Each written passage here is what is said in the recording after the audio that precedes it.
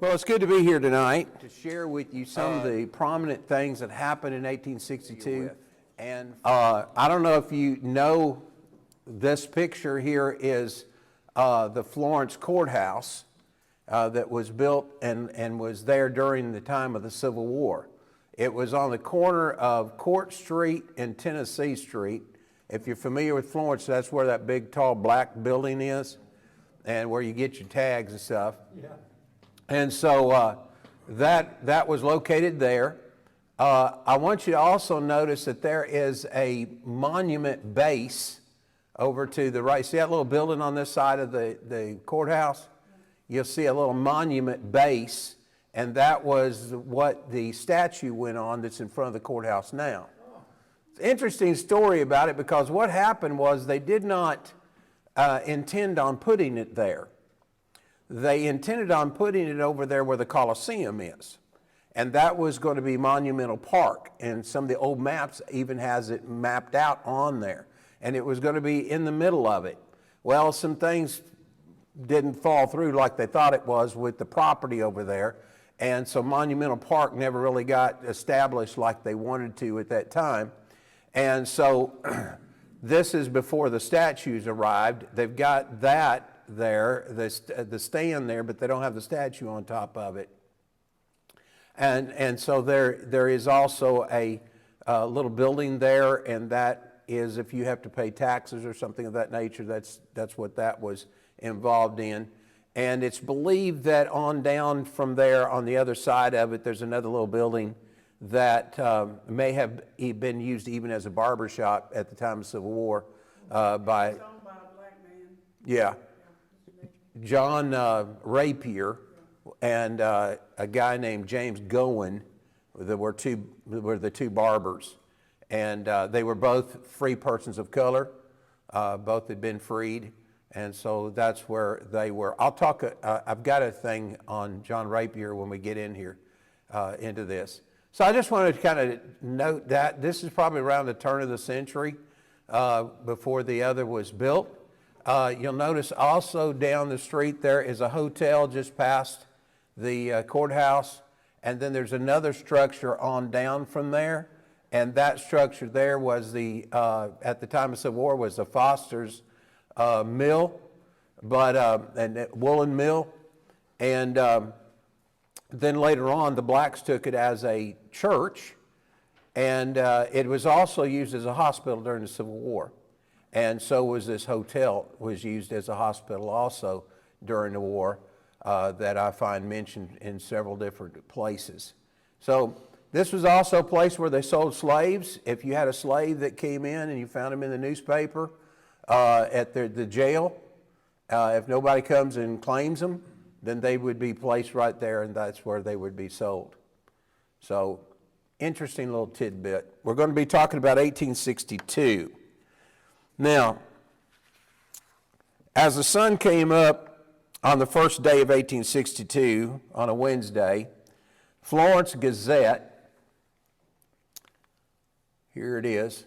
This is the front page of the Florence Gazette. You see any interesting articles about the war? All advertisements. Yeah. Whole thing's advertisements. Now, it's such a big paper. You would flip it over and see the back side of the paper. And it even got to a place where they didn't even have a back side, it was just a front side, because there wasn't enough paper and there wasn't enough ink to be able to print it off during the war. And so one of the things I wanted you to notice on this is that there is a Miss Harriet Foster who's mentioned here. And all right, this is Miss Foster was the secretary of the Soldiers' Aid Society in Florence, and in the article is a list of the names of ladies and the articles of things that they had given or made to be sent usually to hospitals. Sometimes it was to regiments, but a lot of this was going to hospitals. Some of it I think is real interesting. There's 2 packages of slippery elm slippery elm bark. I'm not exactly sure what you would do with that, but evidently they knew what to do with it. And so these are the ones from Florence. There was an aid society that Florence was basically the main one for Lauderdale County. And then there was one from Oakland Society, and this is the list of stuff that they put. And then Miss Foster, who is a niece to George Washington Foster, that lived at at Rogers Hall today, which was known as what? Court View. And why was it called Court View? You could see down Court Street, and he built that intentionally to do that, and had to buy the property back there, but where the house is, because a road went straight through there. So he had to buy property on both sides, and they sold him the road, and he built his house there. Also had to get the legislature to agree. Had to get the state legislature, because you're changing roads, and that was the reason for that. All right, then we go a little further, and I found this to be an interesting article. All this is on the back side of that paper. This is an article of Andrew Jackson Hutchins, Jr.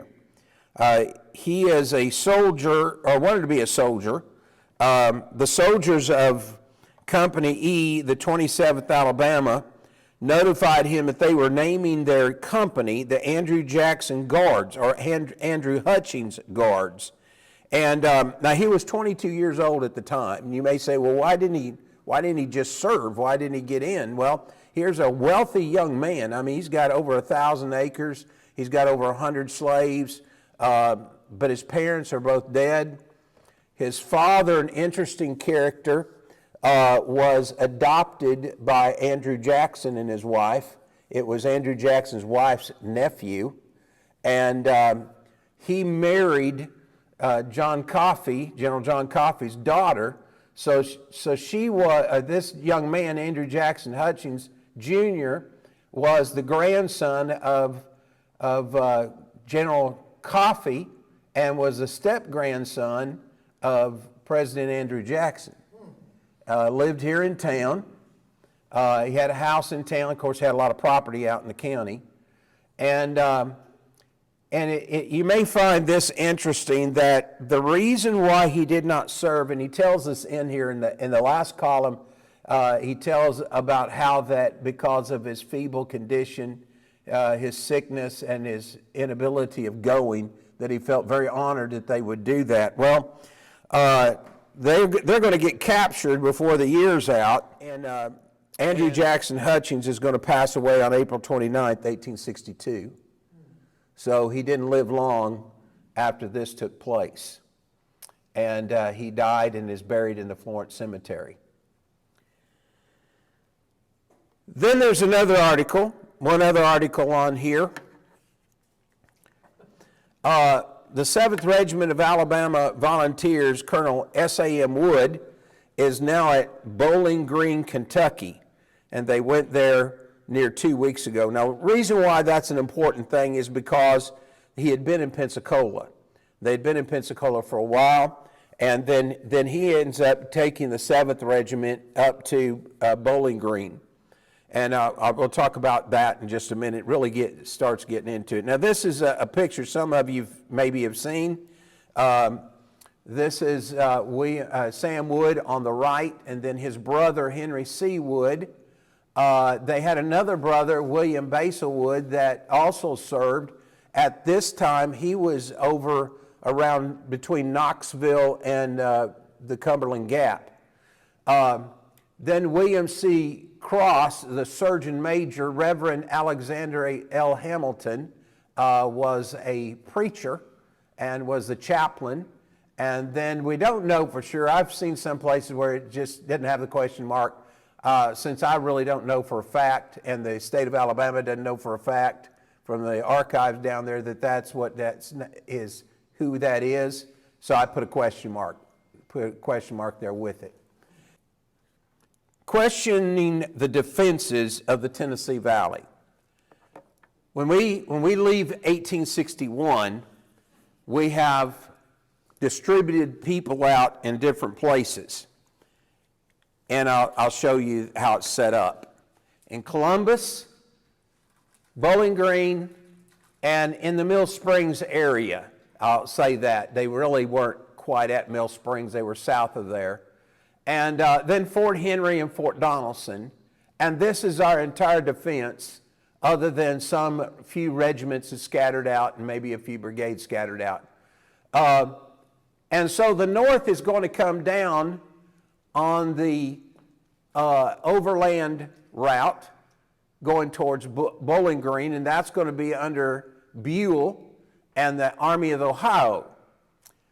Grant is going to convince Halleck that the best thing for them to do is come down the water routes. Now, I heard something the other day that I thought was interesting, never thought about it before, but they said that it was so much easier for the West to go south than it was for them to do it in the East. And the reason was, in the East, all the rivers ran almost east and west. And so they had to cross all these rivers. Whereas in the West, they were able to float right down the rivers, right into North Alabama and right into Nashville, Tennessee. And so they felt like that they had everything taken care of. We've got supplied. But I found that not everybody thought the same way as they did.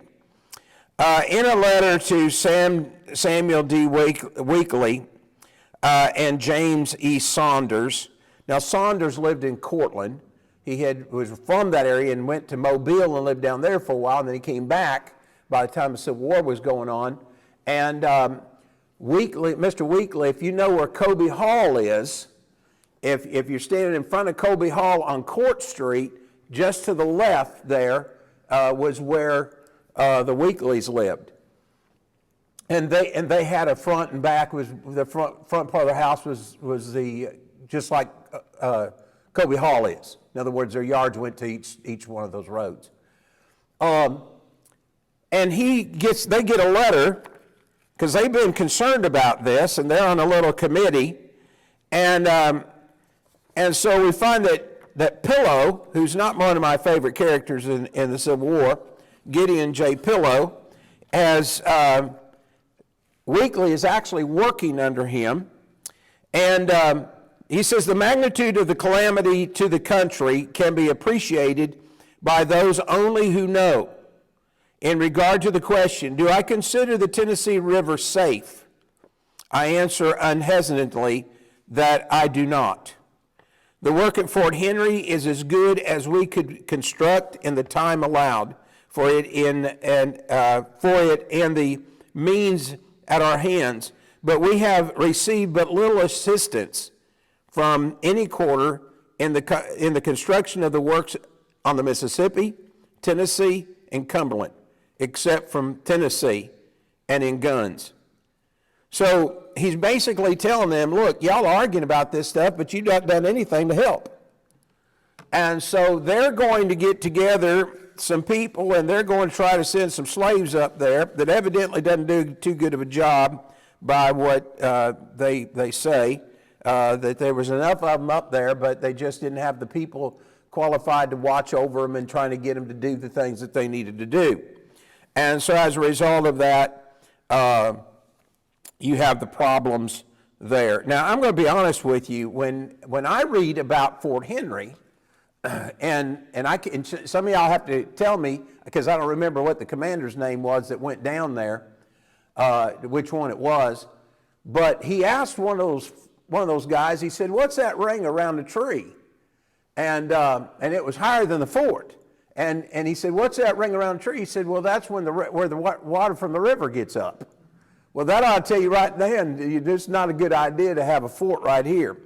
But understand, and this is why I want to bring this back down to here, understand with me that one of the big issues with them is that the people in Florence and the people in Tuscumbia, people in the Eastport, Iuka, we're all concerned with this down here because we know that if they take Fort Henry, there's nothing that's going to stop them from coming all the way to Florence. And if they take Fort Donelson, then they're going to take Nashville, unless unless they put up a good fight there. That's what's going to happen. And so they were very concerned about this. They sent representatives from the Shoals all the way to Columbus, Kentucky, to talk to General Pillow. They sent James Saunders, went all the way to Bowling Green to talk to Johnston up there. So this was not something that they were all just laid back and not doing anything. They were trying their best to find out what could be done to help this situation. Now, there's another article here from Montgomery, February 22nd, 1862. It says the Valley of the Tennessee must furnish for its defense 200 Negro fellows with the least possible delay. You are authorized as my special aide-de-camp to call upon the people in my name and to apportion the slaves to be furnished by each county. You will report to General L.P. Walker, and the Negroes will be under his orders, which he had made Tuscumbia as his headquarters. Now, there is a list I have, I don't have it up here, but a list I have of the military committee, military committees that I didn't have prior to getting ready for this, and so I'm not going to bore you with all those names of everybody on there, because most of them you probably wouldn't even know. Not that you don't know nothing, but I mean, there were names I didn't even recognize. Also, one of the things I wanted you to note was that there is a letter here. This is from James Saunders, and this is pages 423 and 424 on the 18th of January, and this is from a book that I would recommend you to get, and you can download it on the internet for free, and it's called The Life of General Albert Sidney Johnston, Embracing His Services in the Armies of the United States, the Republic of Texas, and the Confederate States. It's written by William Preston Johnston, which was his son. And interesting book, but he says, we carried large Negro force down. He's talking about going to Fort Henry and Fort Hyman. They have literally done nothing for one of the entrenchments being laid off, ready to commence work as soon as the shelters were made. I apologize for my reading. My eyes is real blurry. When the engineer, Captain Hayden, was urged to do his work, the answer was that General Tilghman had not passed on the plan. A courier was sent to General Tilghman on the 3rd or 4th of January, advising him that laborers were then in transit from North Alabama. The general came to Fort Henry on the 15th, and then it was, when I left, debated whether it was not too late to throw up works on the west side of the contemplated by Captain Dixon. So they weren't sure whether Fort Hyman, if there was even time to even mess with that. Okay. Now, here's the interesting thing. The Army of the Ohio is making their way down across Kentucky. Grant and them are making preparations to leave and take Fort Henry. And one of the guys down here in Alabama is all upset because they changed the name from Fort Dixon to Fort Hyman. And he writes Johnston and just says, I hope you can do something about this. And I'm thinking, Johnston's probably thinking, I hope I can do something about them coming down here. And so every now and then you find some amusing things that come up, you know, and if you're ever in leadership or a pastor of a church, you'll know that sometimes things come up that's really no point in it. Now, I want to move just real quick after this. There were the soldiers helping, they were helping families of soldiers at this time. And I'll just say this to you. The minutes of the Florence City Council, they're going through and doing everything they can but it's the county that's really starting to collect money to help these families. The city is not going to have many meetings in 1862. There's going to be a long span before they have another meeting. And then eventually they'll have a couple of more, and then they don't have any more until the war's over. The county, though, continues to meet and continues to do work. They're involved in getting salt from down at Montgomery and bringing it back here. They're involved in bringing it from some other places. They're also involved in trying to get money from Montgomery up here, and so they would go down there and get it and come back to distribute it out to families in the area that their husbands or the only breadwinner of the house was in the military and was gone. And so they needed all the help they could get. So you see a lot of that in this early part of 1862. Then, of course, we have the fall of two forts. Some of this I'm going to go through just a little quicker. This is some of them that are helping the Soldiers Aid Society. And this is in the same paper, Fort Henry captured. And once that happens, of course, they begin to realize that with Fort Henry having fallen, they don't know exactly what's going to happen next. So that was on February 6th, and then we come to the river. And all of a sudden, some steamboats come down the river. Well, that's not unusual. Steamboats have been coming down the river for a long time. But these steamboats had guns on them. And they were chasing a bunch of other steamboats that had already arrived in Florence, and they were getting ready to catch them on fire. So what happens is you've got a lot of people that's upset here because, one, Johnston wanted to burn the bridge, wanted to get rid of the bridge, okay? That way our boats, or at least part of it, that way the boats could get on past and get on the other side of the bridge. Well, they didn't do that because the city council and the people in Florence said, hey, we paid a lot of money for this bridge. We're not going to burn this bridge. So now all of the boats out in the river that are from the south are burned. And the Union gunboats are following them down there. And this is a picture out of one of the papers, a Conestoga, I'll get it out in a minute, and the Lexington. That word's a little easier to say. But these were timber clads that was covered for protection, but it didn't protect them from everything. That's where you can see them a little closer. Can you imagine that coming down the river? Yeah. All right. Mr. Powers, who is an operator, he instructs everybody. The operator at Tuscumbia informs me that the enemy took possession of the telegraph office in Florence and found out nearly everything that was passing over the lines before he was informed of their having landed. So he's telling them not to send any more telegraphs through Florence. Discontinue that and don't send anything. Of course, it's disconnected. And this is J.G. Norman writing, enemy's gunboats 2 in number came to Florence yesterday. 2 steamers were burned below Eastport.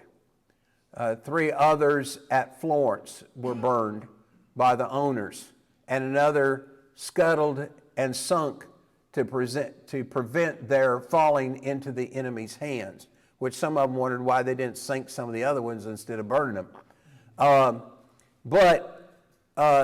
This is what's interesting, these stories that you get. There's one story that there is, I don't remember how many, 20 or 30 ships in the river, and there's like thousands of coming into Florence from the Union Army, and the guy said it really didn't happen like that. He said that was a little, in our words, we'd say exaggerated, and he said that this is basically what happened.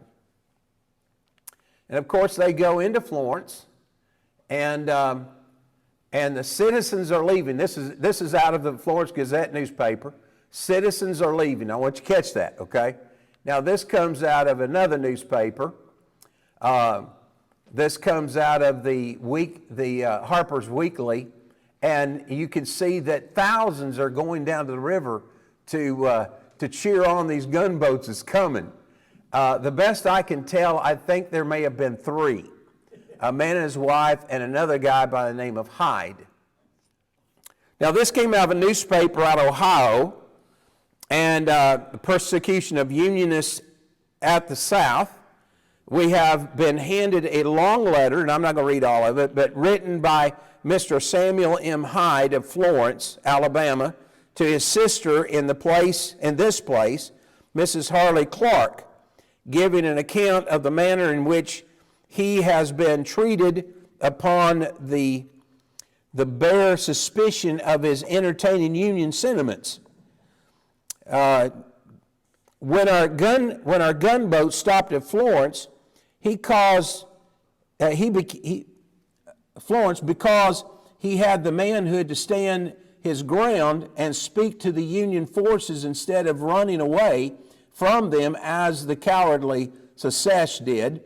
He was torn from his family, his wife being in the last stages of consumption, and thrust into jail on suspicion of having given information to the Federals.